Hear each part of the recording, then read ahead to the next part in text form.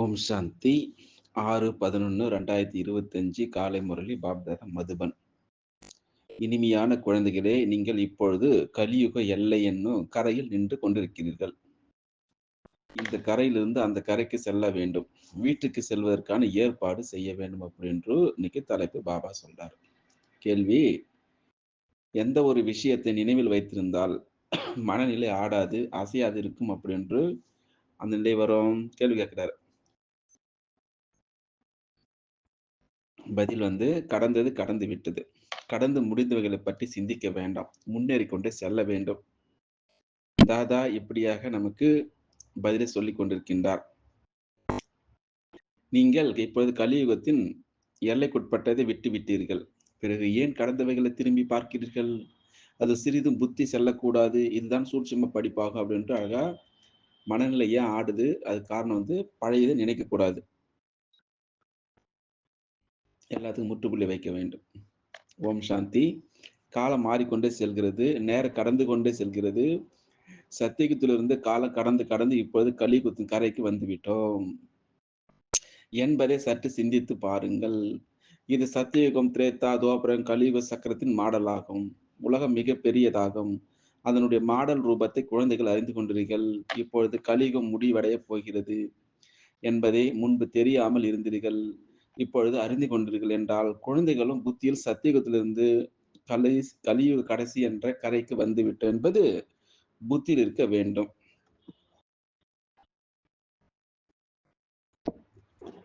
Tick tick என்று சுற்றி கொண்டே இருக்கிறது. நாடகம் சுற்றி கொண்டே இருக்கிறது என்பது புத்தியில் புரிந்து கொள்ள வேண்டும். இன்னும் எவ்வளவு நாட்கள் இருக்கிறது?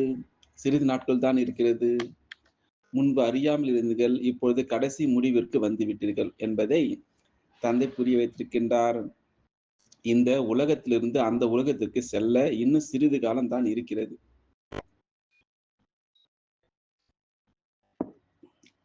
இந்த உலகிலிருந்து அந்த உலகில் செல்ல வேண்டும். இன்னும் சிறிது காலம் தான் இருக்கிறது. இந்த ஞானமும் சரி இப்போது கிடைத்திருக்கிறது. நாம் சத்தியுகத்திலிருந்து சக்கரத்தில் வந்து இப்பொழுது கலியுக கடைசி வந்து விட்டோம். இப்பொழுது மீண்டும் திரும்பி செல்ல வேண்டும். உள்ளே மற்றும் வெளியில் செல்வதற்கான வாசல் கதவு கேட் இருக்கும் அல்லவா? அங்கு அப்படித்தான். இன்னும் சிறிது காலம்தான் என்பதை குழந்தைகள் புரிய வைக்க வேண்டும். இது புருஷோத்தம சங்கமயுகம் அல்லவா? இப்பொழுது நாம் கரையில் நின்று கொண்டிருக்கிறோம். இது மிகவும் குறுகிய காலமாக இருக்கிறது. இப்பொழுது பழைய உலகின் மீது இருக்கும் பற்றுதலை நீக்க வேண்டும். இப்பொழுது புது உலகிற்கு செல்ல வேண்டும். எளிதான முறையில் புரிய வைக்கப்படுகிறது. இவைகளை புத்தியில் வைத்துக் கொள்ள வேண்டும். புத்தியில் சக்கரத்தை சுற்ற வேண்டும். இப்பொழுது நீங்கள் கலியுகத்தில் இல்லை. நீங்கள் இந்த எல்லைக்குட்பட்டதை விட்டு விட்டீர்கள். பிறகு ஏன் அந்த பக்கமுள்ளவர்களை நினைவு செய்ய வேண்டும்? பழைய உலகை விட்டு விட்டீர்கள். நாம் புருஷோத்தம சங்கமயுகத்தில் இருக்கிறோம். பிறகு ஏன் கடந்தவைகளை நீங்கள் திரும்பி பார்க்க வேண்டும்?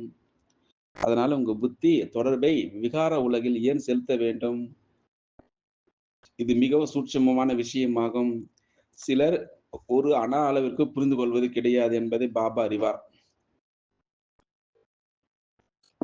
கேட்கின்றனர், பிறகு மறந்து விடுகின்றார்கள். நீங்கள் கடந்தவைகளை பார்க்கக்கூடாது. புத்திக்கு வேலை கொடுக்க வேண்டும் அல்லவா? நாம் விலகி சென்று விட்டோம். பிறகு கடந்தவைகளை ஏன் பார்க்க வேண்டும்? கடந்தவைகளை கடந்து போய்விட்டன. எவ்வளவு ஆழமான விஷயங்களை புரிய வைக்கிறேன் என்று தந்தை சொல்றார். இருந்தாலும் குழந்தைகளோட நிலை கடந்தவைகளின் பக்கம் ஏன் திரும்பி விடுகிறது? கலியுகத்தின் பக்கம் திரும்பி விடுகிறது. தலையை இந்த பக்கம் திரும்பி விடுங்கள் என்று தந்தை சொல்கின்றார். அந்த பழைய உலகம் உங்களுக்கு பயன்பட போவது கிடையாது. பழைய உலகின் மீது பாபா வைராக்கி ஏற்படுத்துகின்றார். புது உலகம் எதிரில் இருக்கிறது. பழைய உலகத்தின் மீது வைராக்கியம் வர வேண்டும். இப்படியாக எனது மனநிலை இருக்கிறதா என்று சிந்தித்து பாருங்கள் அப்படின்று சொல்றார்.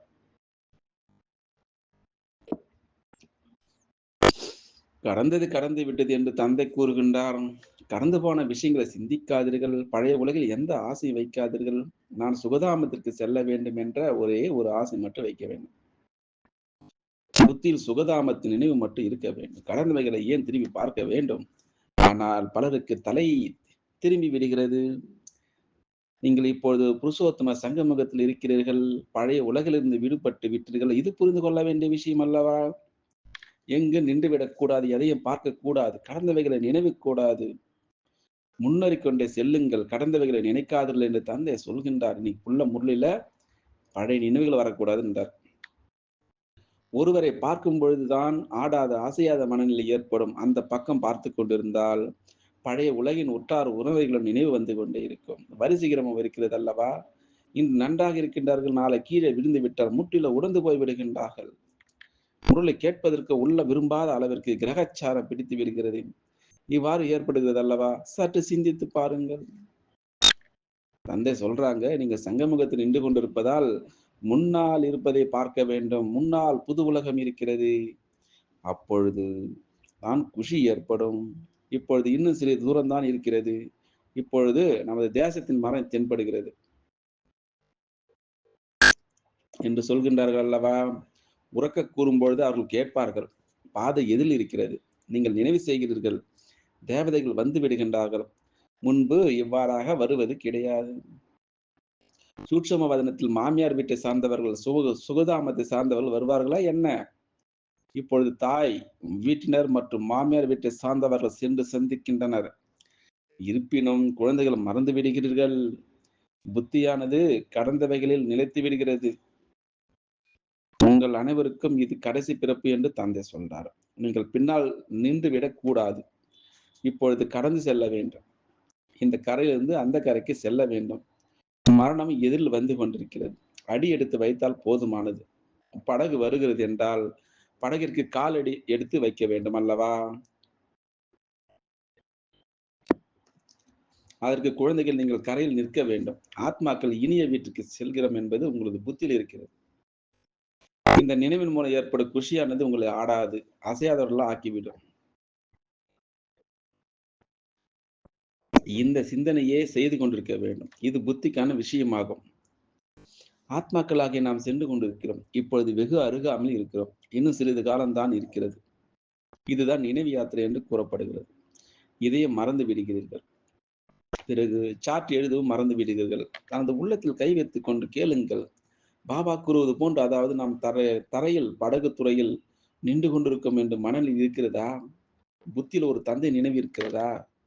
இப்படியாக விதவிதமான முறையில் பாபா நினைவு யாத்திரை கற்றுக் கொடுக்கின்றார். இந்த நினைவு யாத்திரையில் தான் மூழ்கி இருக்க வேண்டும். நான் இப்பொழுது செல்ல வேண்டும். அவ்வளவுதான். இங்கு அனைத்தும் பொய்யான சம்பந்தமாகும். உண்மையான சத்தியத்தினுடைய சம்பந்தமாகும். நான் எங்கு சென்று கொண்டிருக்கிறேன் என்று தன்னை பாருங்கள். சத்தியத்திலிருந்து இந்த சக்கரத்தை புத்தியில் நினைவு செய்யுங்கள். நீங்கள் சுயதன சக்கரதாரி அல்லவா?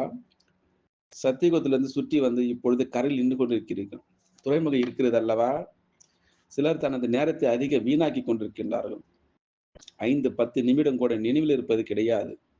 சுய தரிசன சக்கரதாரிகளாக முழு நாளும் ஆக வேண்டும். ஆனால் அவ்வாறு கிடையாது. பாபா விதவிதமான முறையில் புரிய வைக்கின்றார். ஆத்மாவிற்கான விஷயமாகும். உங்களது புத்தியில் சக்கரம் சுற்றி கொண்டே இருக்கிறது. புத்தியில் இந்த நினைவு ஏன் இருக்கக்கூடாது? இப்பொழுது நாம் கரையில் நின்று கொண்டிருக்கிறோம். இந்த கரையின் நினைவு உங்களது புத்தியில் ஏன் இருப்பது கிடையாது? நாம் புருஷோத்தமாகிக் கொண்டிருக்கிறோம் என்பதை அறிந்துள்ளதால் கரையில் சென்று நில்லுங்கள் அப்படின்றோம். தலை இருக்கக்கூடிய பேன் போன்று நடந்து கொண்டே செல்லுங்கள். இந்த பயிற்சி ஏன் செய்வது கிடையாது? புத்தியில் ஏன் சக்கரம் சுற்றி வருவது கிடையாது? இது சுய தரிசன சக்கரம் அல்லவா? பாபா ஆரம்பத்திலிருந்து முழு சக்கரத்தையும் புரிய வைத்துக் கொண்டே இருக்கிறார். உங்களது புத்தியானது முழு சக்கரத்தில் சுற்றி வந்து கரையில் நின்று விட வேண்டும். வேறு எந்த வெளியுலக சூழ்நிலைகளுடைய மோதல்களும் இருக்கக்கூடாது. நாளுக்கு நாள் குழந்தைகளாகி நீங்கள் அமைதி செல்ல வேண்டும். நேரத்தை வீணாக்க கூடாது.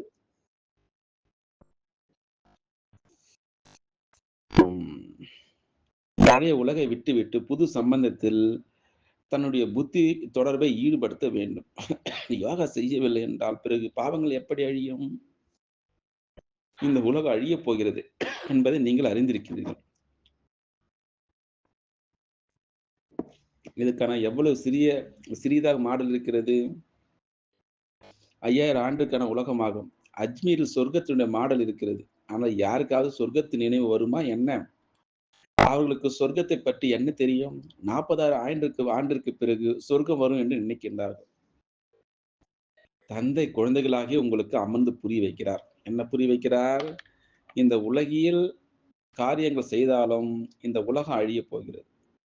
இப்பொழுது செல்ல வேண்டும். நாம் கரையில் இறுதி கட்டத்தில் நின்று கொண்டிருக்கிறோம் என்பது புத்தியில் இருக்க வேண்டும்.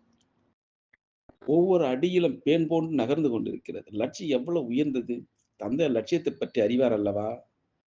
தந்தையின் கூடவே தாதாவும் சேர்ந்திருக்கின்றார். அவர் புரிய வைக்கின்றார் என்றால், இவரும் புரிய வைக்க முடியாதா? இவரும் கேட்கின்றார் அல்லவா?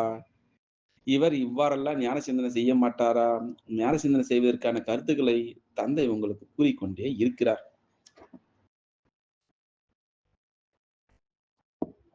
பாபா வெகு தொலைவில் இருக்கிறார் என்று நினைக்காதீர்கள்.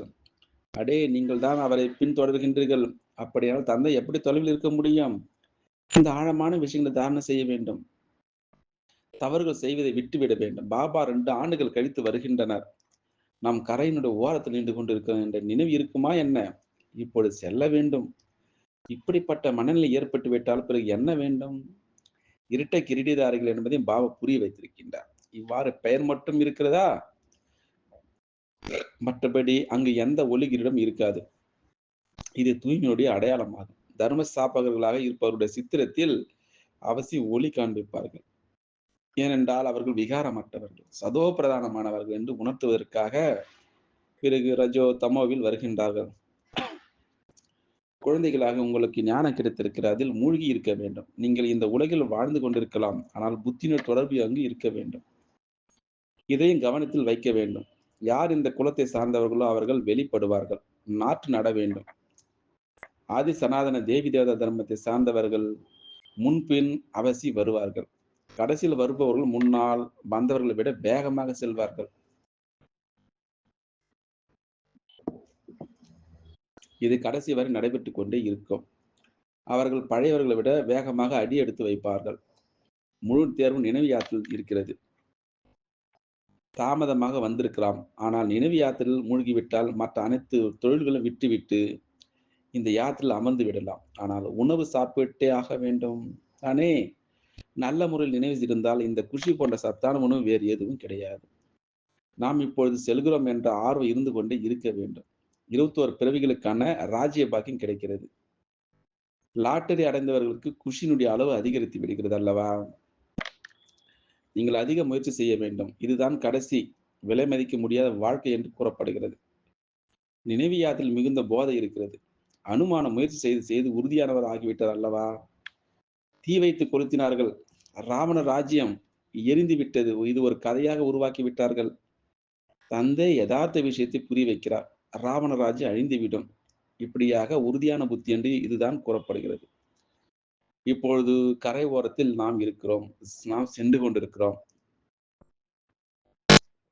அவ்வளவுதான். இந்த நினைவில் இருப்பதற்கான முயற்சி செய்யுங்கள். அப்போது குஷியினுடைய அளவு அதிகரிக்கும். யோக பலத்தின் மூலம் ஆயுளும் அதிகரிக்கும். நீங்கள் இப்போது தெய்வீக குணங்களை தானம் செய்கிறீர்கள். பிறகு அது அரைக்கல்பத்திற்கு கூடவே இருக்கும். இந்த ஒரு பிறவியில் நீங்கள் அதிகமாக முயற்சி செய்கிறீர்கள். சென்று லட்சுமி நாராயணனாக ஆவீர்கள். ஆக எவ்வளவு முயற்சி செய்ய வேண்டும்? இதில் தவறு அல்லது நேரம் வீணாக்கக் கூடாது. யார் செய்கிறார்களோ அவர்கள் அடைவார்கள். தந்தை கல்வியை கொடுத்துக் கொண்டிருக்கின்றார். நாம் கல்ப கல்பத்திற்கு உலகின் எஜமானர்கள் ஆகின்றோம் என்பது நீங்கள் புரிந்திருக்கிறீர்கள். இவ்வளவு குறுகிய காலத்தில் அதிசயம் செய்து விடுகிறீர்கள். முழு உலகையை மாற்றி விடுகிறீர்கள். தந்தைக்கு ஒன்று பெரிய விஷயம் இல்லை. கல்ப கல்பத்திற்கு செய்கின்றார். நடந்தாலும், காரியங்கள் செய்தாலும், சாப்பிட்டாலும், குடித்தாலும்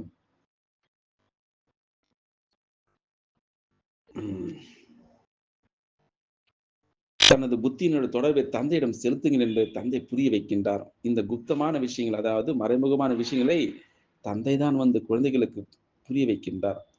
தனது மனநிலை நல்ல முறையில் உருவாக்கிக் கொண்டே இருங்கள். இல்லை என்றால் உயர்ந்த பதவி அடைய மாட்டீர்கள். குழந்தைகளாகிய நீங்கள் வரிசைக்கிரமமாகத்தான் முயற்சி செய்கிறீர்கள். நாம் இப்பொழுது கரையில் நின்று கொண்டிருக்கிறோம் என்பதை புரிந்திருக்கிறீர்கள். பிறகு ஏன் நாம் திரும்பி பார்க்க வேண்டும்? முன்னால் அடி எடுத்து வைத்துக் கொண்டே இருக்க வேண்டும். இதற்குத்தான் உள்நோக்கு முகத்துடன் சுய ஆய்வு அதிகம் இருக்க வேண்டும். அதற்காகத்தான் ஆமையினோட உதாரணம் இருக்கிறது. இந்த உதாரணம் அனைத்து உங்களுக்காகத்தான் இருக்கிறது. சன்னியாசிகளோ, அடையோகிகளோ அவர்களால் ராஜ்யம் கற்பிக்க முடியாது. இதை அவர்கள் கேட்கின்ற பொழுது அவர்கள் நம்மை நிந்திப்பதற்காக நினைக்கின்றார்கள். ஆகையால் இதையும் யுக்தியாக எழுத வேண்டும். தந்தையை தவிர யாரும் ராஜயோகத்தை கற்பிக்க முடியாது.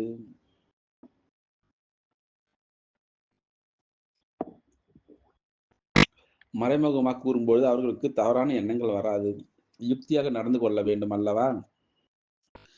பாம்பும் இறக்க வேண்டும், கம்பு உடையக்கூடாது. குடும்பத்தில் அனைவர் மீது அன்பு வையுங்கள். ஆனால் புத்தியின் தொடர்பை தந்தையிடம் செலுத்த வேண்டும். நாம் இப்பொழுது ஒரே ஒருவரின் வழியில் இருக்கிறோம் என்பதை நீங்கள் அறிவீர்கள். இது தேவதையாகக்கூடிய வழியாகும். இதுதான் அத்வைத், ஒரே ஒரு வழி என்று கூறப்படுகிறது. குழந்தைகள் தேவதைகள் ஆக வேண்டும். எத்தனை முறை நீங்கள் ஆகியிருக்கிறீர்கள்? பல முறை அப்படின்றார். இப்பொழுது நீங்கள் சங்கமுகத்தில் இருக்கிறீர்கள். இது கடைசி பிறவியாகும். இப்பொழுது செல்ல வேண்டும். ஏன் திரும்பி பார்க்க வேண்டும்? பார்த்தாலும் தனது உறுதியான நிலையில் நீங்கள் நிலைத்திருங்கள். லட்சியத்தை மறந்துவிடக் கூடாது. நீங்கள் தான் மகாவீரர்கள். மாயாவை வெல்கிறீர்கள். வெற்றி மற்றும் தோல்விக்கான இந்த சக்கரம் சுற்றிக் கொண்டே இருக்கிறது என்பதை இப்போது நீங்கள் புரிந்து கொண்டீர்கள். பாபாவின் ஞானம் எவ்வளவு அதிசயமானது. தன்னை பிந்துனா புள்ளி என்று புரிந்து கொள்ள வேண்டும் என்பதை அறிந்திருந்தோமா என்ன? இவ்வளவு சிறிய பிந்துவில் முழு பாகம் பதிவாகி இருக்கிறது. அதன்படி சக்கரத்தை சுற்றி கொண்டே வந்தோம்.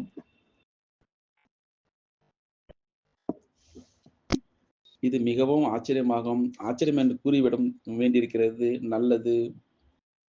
இனிமையில இனிய தேடி கண்டெடுக்கப்பட்ட செல்ல குழந்தைகளுக்கு தாய் தந்தைமான பாப்தாதாவின் அன்பு நினைவுகள் மற்றும் காலை வணக்கம்.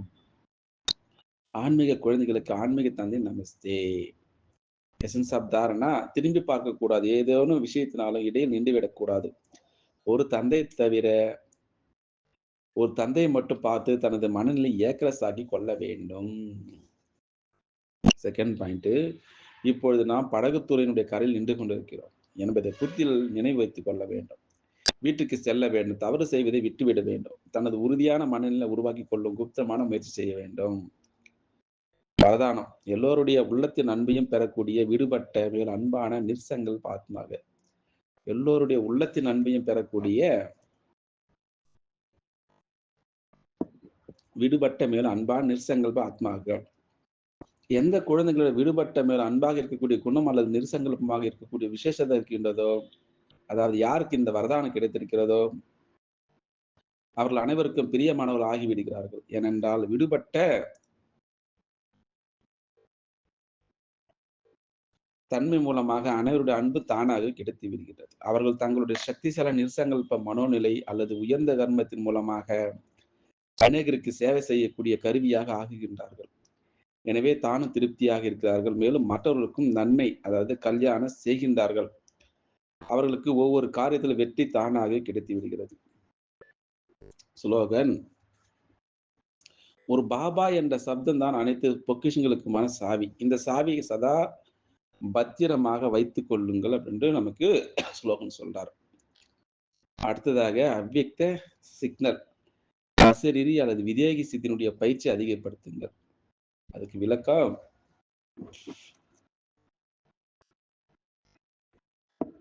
எப்பொழுது எந்த ஒரு சம்ஸ்காரத்துடன் இருக்க என்பது இருக்காது, அப்பொழுது தேக என்ற ஆடையிலிருந்து ஒரு நொடியில் நீங்க முடியும். எப்படி ஏதேனும் ஒரு பொருள் ஒரு வேலை ஒட்டி கொண்டிருக்கிறது என்றால் அதை திறப்பது கடினமாக இருக்கும். அதுவே லேசாக இருக்கும் பொழுது ஒட்டாது. ஒட்டாதிருக்கும் பொழுது சகஜமாக நீங்கி வந்துவிடும். அதே போல ஒரு வேலை உங்களுடைய சம்ஸ்காரங்களோட கொஞ்சம் நீங்கள் ஒட்டி கொண்டிருந்தாலும் அசரித்தன்மை அனுபவம் செய்ய முடியாது. எனவே எளிதான இயல்பு உடையவராகவும் அதே நேரத்தில் விழிப்புடன் இருப்பவர் ஆகுங்கள் அப்படின்னு பாபா நமக்கு விதவிதமான நினைவு என்ற பயிற்சி செய்கின்றார். வைராக்கியத்தை உண்டாக்குகின்றார். நம் கரையில் இப்ப இருக்கின்றோம். கலியுக கடைசியில படகத்துள் நின்று கொண்டிருக்கிறோம். அந்த வைராக்கியத்தை கொண்டு வர வேண்டும். பாபாவை நினைவு செய்ய வேண்டும். அடிக்கடி பிராக்டிஸ் செய்ய வேண்டும். இப்படியாக டிராமா எல்லாத்தையும் நமக்கு புரிய வைக்கின்றார். அச்சா, ஓம் சாந்தி. இன்னைக்கு சத்குருவார் நாள். நேரடியாக சென்று பாபாவுடைய வரதானம் வாங்கி கொண்டு வரலாம். அச்சா, ஓம் சாந்தி. ஓம் சாந்தி. 6/11/2025 காலை முரளி பாப்தாதா மதுபன். இனிமையான குழந்தைகளே, நீங்கள் இப்பொழுது கலியுக எல்லை என்னும் கரையில் நின்று கொண்டிருக்கிறீர்கள். இந்த கரையிலிருந்து அந்த கரைக்கு செல்ல வேண்டும். வீட்டுக்கு செல்வதற்கான ஏற்பாடு செய்ய வேண்டும் அப்படின்னு இன்னைக்கு தலைப்பு பாபா சொல்றார். கேள்வி, எந்த ஒரு விஷயத்தை நினைவில் வைத்திருந்தால் மனநிலை ஆடாது, அசையாது இருக்கும் அப்படின்று அந்த நிலை வரும்? கேள்வி கேட்கிறார். பதில் கடந்தது கடந்து விட்டது. கடந்து முடிந்தவைகளைப் பற்றி சிந்திக்க வேண்டாம். முன்னேறிக் கொண்டே செல்ல வேண்டும். தாதா இப்படியாக நமக்கு பதிலை சொல்லிக் கொண்டிருக்கின்றார். நீங்கள் இப்பொழுது கலியுகத்தின் எல்லைக்குட்பட்டதை விட்டு விட்டீர்கள். பிறகு ஏன் கடந்தவைகளை திரும்பி பார்க்கிறீர்கள்? அது சிறிதும் புத்தி செல்லக்கூடாது. இதுதான் சூட்சும படிப்பாகும் அப்படின்ட்டு அழகா மனநிலை ஏன் ஆடுது? அதுக்கு காரணம் பழையதை நினைக்கக்கூடாது. எல்லாத்துக்கும் முற்றுப்புள்ளி வைக்க வேண்டும். ஓம் சாந்தி. காலம் மாறிக்கொண்டே செல்கிறது. நேரம் கடந்து கொண்டே செல்கிறது. சத்தியுகத்திலிருந்து காலம் கடந்து கடந்து இப்பொழுது கலியுகத்தின் கரைக்கு வந்துவிட்டோம் என்பதை சற்று சிந்தித்து பாருங்கள். இது சத்தியுகம், திரேதா, துவாபரம், கலியுக சக்கரத்தின் மாடலாகும். உலகம் மிக பெரியதாகும். அதனுடைய மாடல் ரூபத்தை குழந்தைகள் அறிந்து கொண்டீர்கள். இப்பொழுது கலியுகம் முடிவடையப் போகிறது என்பதை முன்பு தெரியாமல் இருந்தீர்கள். இப்பொழுது அறிந்து கொண்டீர்கள் என்றால் குழந்தைகளும் புத்தியில் சத்தியுகத்திலிருந்து கலியுக கடைசி என்ற கரைக்கு வந்துவிட்டோம் என்பது புத்தியில் இருக்க வேண்டும்.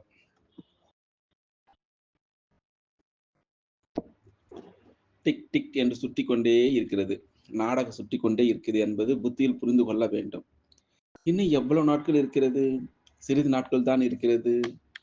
முன்பு அறியாமல் இருந்தீர்கள். இப்பொழுது கடைசி முடிவிற்கு வந்துவிட்டீர்கள் என்பதை தந்தை புரிய வைத்திருக்கின்றார். இந்த உலகத்திலிருந்து அந்த உலகத்திற்கு செல்ல இன்னும் சிறிது காலம் தான் இருக்கிறது.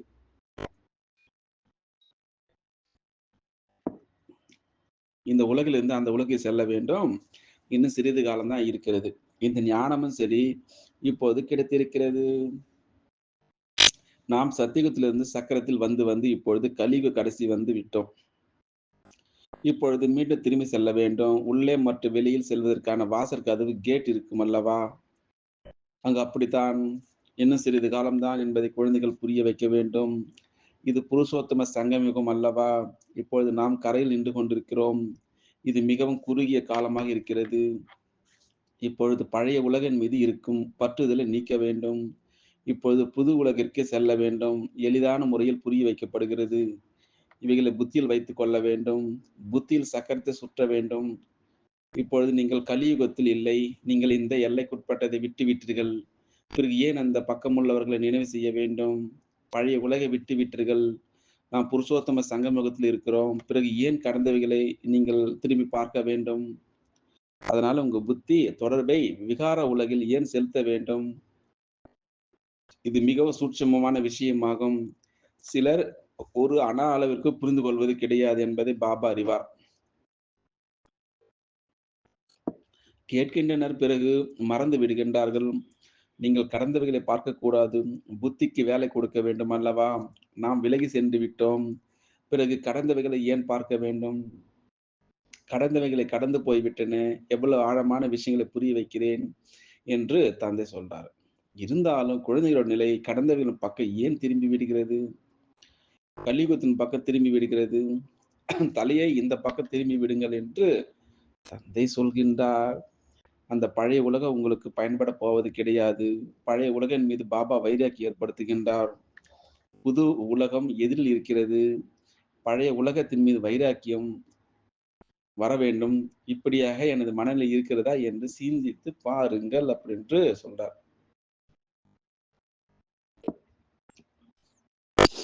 கடந்தது கடந்து விட்டது என்று தந்தை கூறுகின்றார். கடந்து போன விஷயங்களை சிந்திக்காதீர்கள். பழைய உலகில் எந்த ஆசை வைக்காதீர்கள். நான் சுகதாமத்திற்கு செல்ல வேண்டும் என்ற ஒரே ஒரு ஆசை மட்டும் வைக்க வேண்டும்.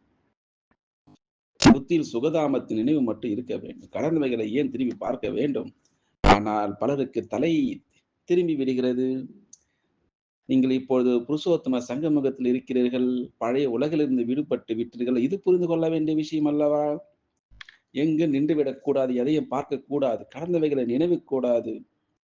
முன்னேறிக் கொண்டே செல்லுங்கள். கடந்தவைகளை நினைக்காதீர்கள் என்று தந்தை சொல்கின்றார். இன்னைக்குள்ள முரளில பழைய நினைவுகள் வரக்கூடாது என்றார். ஒருவரை பார்க்கும் பொழுதுதான் ஆடாத அசையாத மனநிலை ஏற்படும். அந்த பக்கம் பார்த்து கொண்டிருந்தால் பழைய உலகின் உற்றார் உறவைகளும் நினைவு வந்து கொண்டே இருக்கும். வரிசைக்கிரமம் இருக்கிறது அல்லவா? இன்று நன்றாக இருக்கின்றார்கள், நாளை கீழே விழுந்து விட்டால் முற்றிலும் உடைந்து போய் விடுகின்றார்கள். முரளை கேட்பதற்கு உள்ள விரும்பாத அளவிற்கு கிரகச்சாரம் பிடித்து விடுகிறது. இவ்வாறு ஏற்படுகிறது அல்லவா? சற்று சிந்தித்து பாருங்கள். தந்தை சொல்றாங்க, நீங்க சங்கமுகத்தில் நின்று கொண்டிருப்பதால் முன்னால் இருப்பதை பார்க்க வேண்டும். முன்னால் புது உலகம் இருக்கிறது. அப்பொழுது தான் குஷி ஏற்படும். இப்பொழுது இன்னும் சிறிது தூரம் தான் இருக்கிறது. இப்பொழுது நமது தேசத்தின் மரம் தென்படுகிறது என்று சொல்கின்றார்கள் அல்லவா? உரக்கக் கூறும்பொழுது அவர்கள் கேட்பார்கள். பாதை எதில் இருக்கிறது? நீங்கள் நினைவு செய்கிறீர்கள். தேவதைகள் வந்து விடுகின்றார்கள். முன்பு இவ்வாறாக வருவது கிடையாது. சூட்சும வதனத்தில் மாமியார் வீட்டை சார்ந்தவர்கள், சுகதாமத்தை சார்ந்தவர்கள் வருவார்களா என்ன? இப்பொழுது தாய் வீட்டினர் மற்றும் மாமியார் வீட்டை சார்ந்தவர்கள் சென்று சந்திக்கின்றனர். இருப்பினும் குழந்தைகள் மறந்து விடுகிறீர்கள். புத்தியானது கடந்தவைகளில் நிலைத்து விடுகிறது. உங்கள் அனைவருக்கும் இது கடைசி பிறப்பு என்று தந்தை சொல்றார். நீங்கள் பின்னால் நின்று விடக்கூடாது. இப்பொழுது கடந்து செல்ல வேண்டும். இந்த கரையிலிருந்து அந்த கரைக்கு செல்ல வேண்டும். மரணம் எதிரில் வந்து கொண்டிருக்கிறது. அடி எடுத்து வைத்தால் போதுமானது. படகு வருகிறது என்றால் படகிற்கு காலடி எடுத்து வைக்க வேண்டும் அல்லவா? அதற்கு குழந்தைகள் நீங்கள் கரையில் நிற்க வேண்டும். ஆத்மாக்கள்